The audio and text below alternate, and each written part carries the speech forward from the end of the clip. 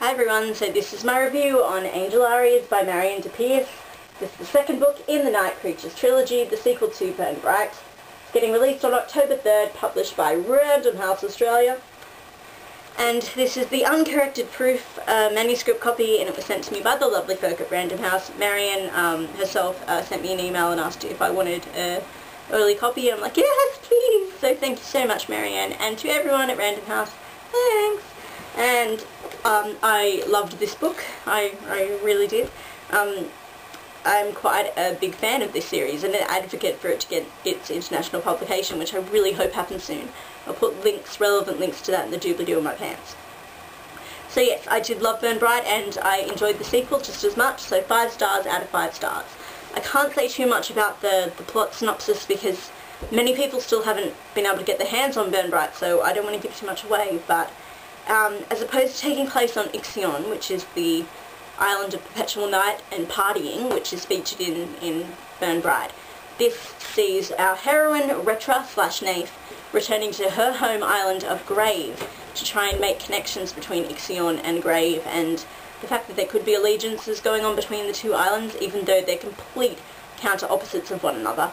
And the fact that there's so much bad shit going down on Ixion, and the fact that her home island could be linked to that, and like what's going on and who is involved with what, where and why. So she's just trying to fill in a lot of gaps and hopefully fix up all the problems that are happening on Ixion and save her friends and her brother Joel, who's still back there.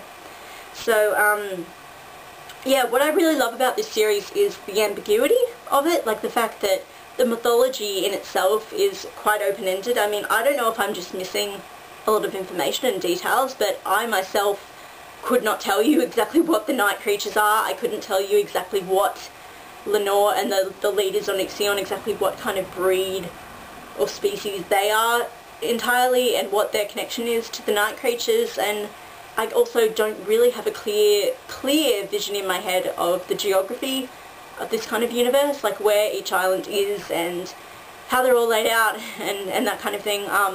But rather than feeling confused and frustrated by this, I'm actually more so just intrigued and compelled to keep reading to find out more and piece things together. Kind of like Retra, I guess.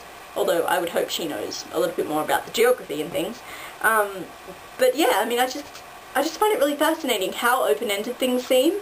And it's just all like the fact that it is all entirely new, and it's not reminding me of anything else that I've read in terms of those details. In terms of atmosphere, it definitely reminds me of the Obed Newton Chronicles by Isabel Carmody, which you should really read if you haven't, because you're crazy if you have not read those. Yeah, it really evokes the same feelings that I used to get when I read those books. And yeah, so in terms of character, we have some new supporting cast members that we get to meet in this one. If you've read the Gemma Doyle trilogy by Libba Bray, then you might know the backstory of one of these characters. I picked it up from a mile away. It's a really dark, disturbing theme too, but needless to say, if you've read the Gemma Doyle series, you might be attuned to this one, this little subplot. And one thing I will say about the characters, and I was really interested in the new faces we got to meet. There was also a new kind of breed of creatures that we got to encounter too, and it was nice to encounter a set of creatures that weren't necessarily antagonists, which was kind of nice. The one sort of disappointment, I guess, is that because we're not on Ixion, a lot of the faces we got to meet in the first book we don't see in this installment. So people like Suki and Dark Eve and Retra's brother Joel and stuff, they're not featured in this one.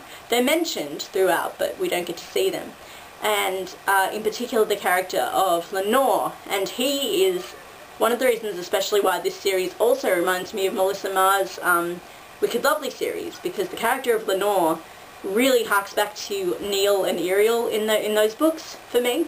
I just find him a really intriguing character, and his presence is really strong whenever he's featured, and so I missed him a lot. He does have moments where he is in the book, and I really love his bizarre relationship dynamic with Retra, so in those few moments where he was featured, I was very excited for him to be there, but I did miss him overall, and hopefully we'll be seeing more of him in the next installment.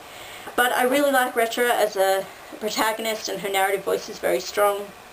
And yeah, I'm just really intrigued by this world and trying to figure it out. And I'm just as confused by as Retro is by the possibility of allegiances and what could really be going on. And I'd like a overall world view of what's really happening on this I'm assuming it's a planet, this universe, this area in which all of this is existing within. I find it fascinating, and it's just completely new for me, and it's just really cool. And I just wanted to say that something else that was cool / odd was I think I was one of the first people, maybe possibly, to do a written review at least for Burn Bright. And I remember my Goodreads review said that I thought it was a cross between Wicked Lovely and the Obernewtyn Chronicles. And I remember Marrianne said she really liked that because she's a fan of both. And then I saw this, they've got the little quotes from review bloggers and stuff at the beginning here. And this says, if Isabel Carmody and Melissa Marr had a book baby together, Burn Bright would be the finished product. And that's from Tales of the Inner Book Fanatic. And I went onto that blogspot, and that's a really cool blogspot, and she's an Aussie as well. And I thought, how crazy is that? We had exactly the same thought and reaction to this series. That is insane. And also the fact that someone else has happened to read both Isabel Carmody and Melissa Marr and then compared them to this as well. That just blows my mind. So, yay for good taste, collective good taste and things. So anywhoos, I do strongly recommend, if you can get your hands on this series, let's hope it gets internationally published soon, do, because I think it's really fascinating and cool and just different, really different. So, yeah, 5 out of 5 stars for Angel Arias by Marrianne de Pierres.